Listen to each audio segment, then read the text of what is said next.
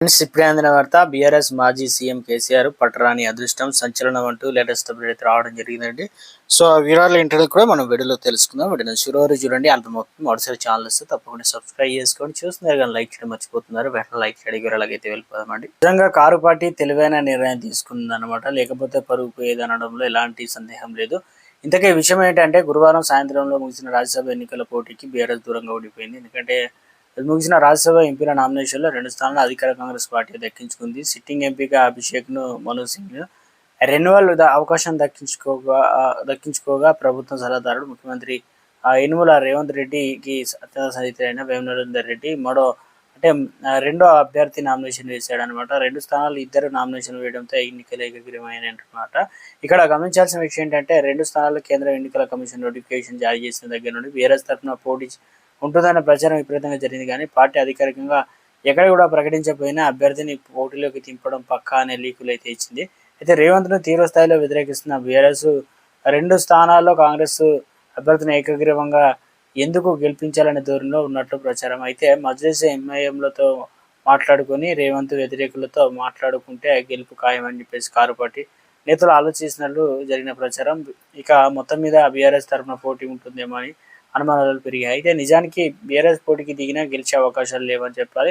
అయినా సరే ఏవో సమీకరణలు పార్టీ మీడియా ప్రచారంలోకి తెచ్చింది. అయితే అసెంబ్లీ వర్గాల సమాచారం ప్రకారం 2 స్థానాల అభ్యర్థులు గెలవాలంటే ఒక్కో అభ్యర్థికి 41 ఓట్లు పడాలి. ఈ సంఖ్య టోటల్గా వ్యాలిడిటీ ఓట్ల ఆధారంగా గెలుపు లెక్క అయితే మారిపోతుంది. కాబట్టి మొదటి అభ్యర్థికి 41 ఓట్లు రాగానే రెండో అభ్యర్థికి ఎన్ని అవసరం అన్నది మొత్తం ఓట్లలో వ్యాలిడిటీ ఓట్లను బట్టి అసెంబ్లీ అధికారులు డిసైడ్ అయితే చేస్తారు.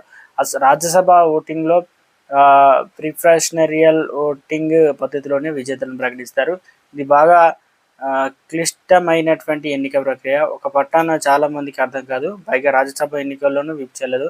కాబట్టి ఎవరిష్ట ప్రకారం వారు ఓట్లు వేసుకోవచ్చు అనమాట. ఇవి లెక్కలు, గెలుపు లెక్కలు అనమాట. అసెంబ్లీలోని బలాబలాల ప్రకారం కాంగ్రెస్కు 66 మంది ఎమ్మెల్యేలు అయితే ఉన్నారు. అదేవిధంగా అంటే కాంగ్రెస్కి 66 ఓట్లు ఉన్నాయి. ఈ లెక్కన బీఆర్ఎస్ 37 ఓట్లు, బీజేపీకి అంటే మజ్లిస్కి 7, బీజేపీకి 8, సిపిఐకి 1 ఉంటుంది. ఇప్పుడు కాంగ్రెస్ ప్లస్ సిపిఐ మిత్రపక్షాలుగా ఉన్నాయి. కాంగ్రెస్కు మజ్లిస్ మద్దతు ఇస్తుంది. కాబట్టి కాంగ్రెస్ అంటే ఇప్పుడు ఇక్కడ వచ్చేసి బీఆర్ఎస్ ఇక కాంగ్రెస్కు బలం 74 ఓట్లు. అదే బీఆర్ఎస్ బలం అసెంబ్లీ రికార్డు ప్రకారం 37 ఓట్లు అయినా 9 మంది కాంగ్రెస్కు దగ్గర ఉంటున్నారు.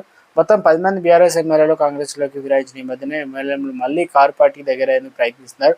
కాబట్టి బీఆర్ఎస్ వాస్తవ బలం 28 అనుకోవాలన్నమాట. కాంగ్రెస్ బలం 74, బీఆర్ఎస్ ఫిరాయింపిన 9 మంది కలిపితే 83 ఉంటుంది. అదే సమయంలో బీఆర్ఎస్ బలం 28 ఓట్లతో పోటీకి దింపితే అభ్యర్థి ఎలా గెలుస్తాడో అసలే మధ్య జరిగిన పంచాయతీ ఎన్నికల్లో, జూబ్లీ హిల్స్ అసెంబ్లీ ఉప ఎన్నికల్లో, మున్సిపల్ ఎన్నికల్లో వరుస అంటే పంచాయతీ ఎన్నికల్లో మెరుగు సాధించారు. తర్వాత మున్సిపల్ ఎన్నికల్లో కాస్త పోటీ ఇచ్చినా కూడా ఇప్పుడు బలం లేకుండా పోటీలోకి దిగితే ఉన్న కాస్త పరువు మూసినదిలో పోవటం ఖాయమని అందుకునే లెక్కలు వేసుకొని తర్వాత చివరి నిమిషాల్లో పోటీలోకి దిగి పరువు పోగొట్టుకోవడం కన్నా దూరంగా ఉండడం మంచిదని చెప్పేసి నిర్ణయించుకున్నట్లు రావడం అయితే జరిగిందనమాట. మొత్తానికి సంచలన నిర్ణయం అంటూ అప్డేట్స్ అయితే ఇచ్చారనమాట. త్వరలోనే ఎంపీటీసీ, జెడ్పీటీసీ ఎలక్షన్లు అయితే ఉన్నాయి కాబట్టి 90 రోజుల్లోనే ఇక ఎవరి లెక్కలు వారికి అయితే ఉన్నాయన్నమాట. ఇవన్నీ కూడా ఎమ్మెల్యేలు వీటికి సంబంధించి త్వరలోనే ఎలక్షన్లు త్వరలోనే ఉండబోతున్నారు.